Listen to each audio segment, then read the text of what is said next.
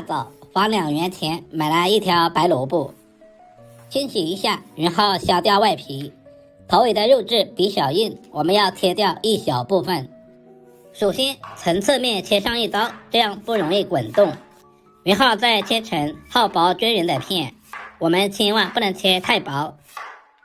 然後再切成蘿蔔絲，我們盡可能的切均勻一些，使其在後續的烹飪過程中成熟度一致。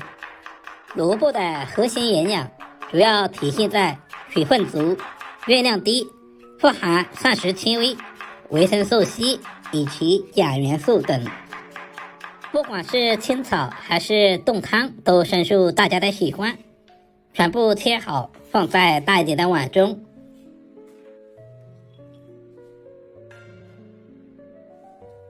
接下來就是關鍵的一步，往裡面加入小半勺的白糖，下手發拌均勻。白糖可以中和一下蘿蔔裡面的苦澀味，在食用的過程中就不會澀口，這也是飯店不外傳的小技巧，大家也可以收藏起來。接着準備一個小碗，往碗中打入幾枚雞蛋，雞蛋的數量也是根據家裡人口的多少來定。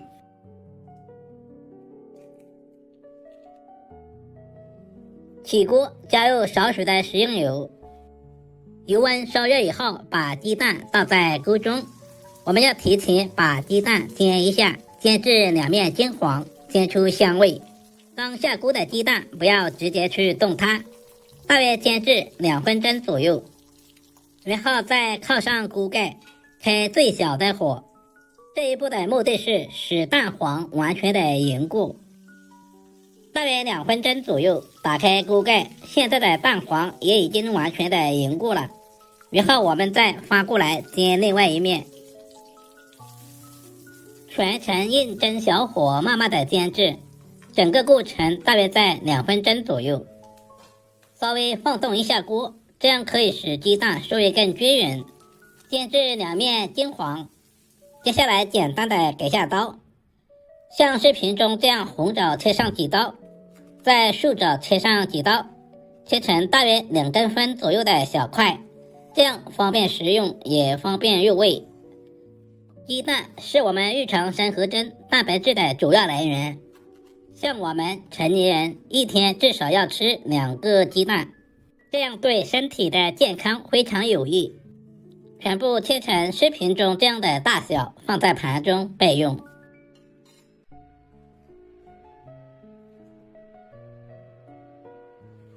接下來簡單的準備一些配菜，一小塊去皮的老薑先切成薄片，再切成薑絲，最後切成稍微細一點的薑末。全部切好放在盤中。清洗乾淨的香蔥，首先把蔥白切成稍微短一點的蔥花，切好和薑末放在一起。剩下的蔥葉同樣也切成蔥花，全部切好放在小碗中備用。經過大約10分鐘左右的醃制，現在的蘿蔔醃出了很多的水分，質地也變軟了。這些都是蘿蔔裡面澀味的主要來源。這裡我們不需要加入清水，像視頻中這樣用力把蘿蔔裡面的水分擰乾。我們盡可能的擰乾一些，有條件的可以準備一塊紗布，用紗布把蘿蔔裡面的水分擰乾，這樣操作起來會更方便一些。所有食材準備好，我們開始操作。起鍋加入少許的食用油，接下來加入切好的蔥薑末，小火煸炒出香味。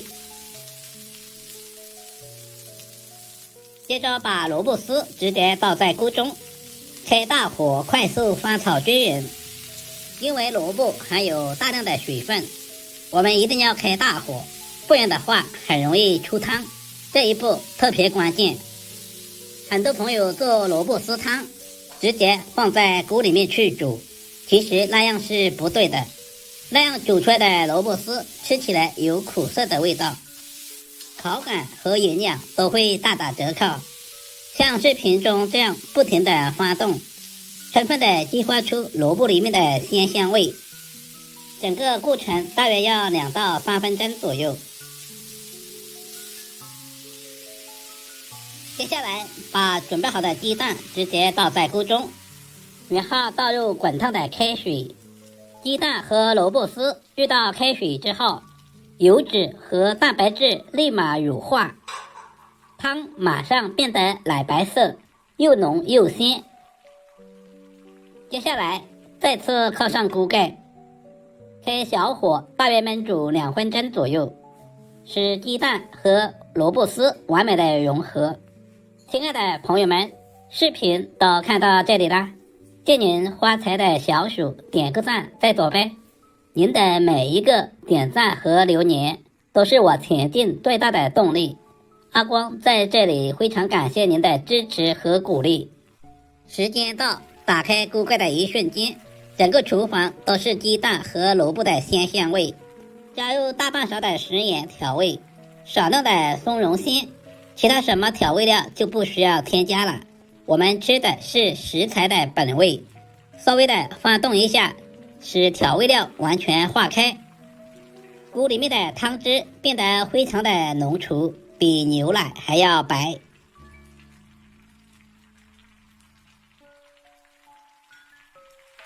接着加入準備好的枸杞，增加營養，同時搭配一下顏色。一道營養又美味的蘿蔔絲雞蛋湯就這樣做好了，是不是非常的簡單？這樣做出來的蘿蔔絲清脆爽口，雞蛋鮮香滑嫩。稍微總結一下，蘿蔔絲千萬不能切太小，不然就沒有脆脆的口感。雞蛋一定要煎至兩面金黃，這樣凍出來的湯才會更加的奶白，成型也會更加的漂亮。加入準備好的蔥花點綴一下，同時增加香味。蘿蔔的清甜，雞蛋的鮮香，不用複雜的調料，幾分鐘就能出鍋。家裡有老人和小孩的一定要收藏起來。如果今天的視頻對您的廚藝有那麼一點點幫助，就麻煩點讚、收藏、留言並轉發出去。另外頭像還可以看到更多家常菜制作視頻。我們下個視頻再見吧。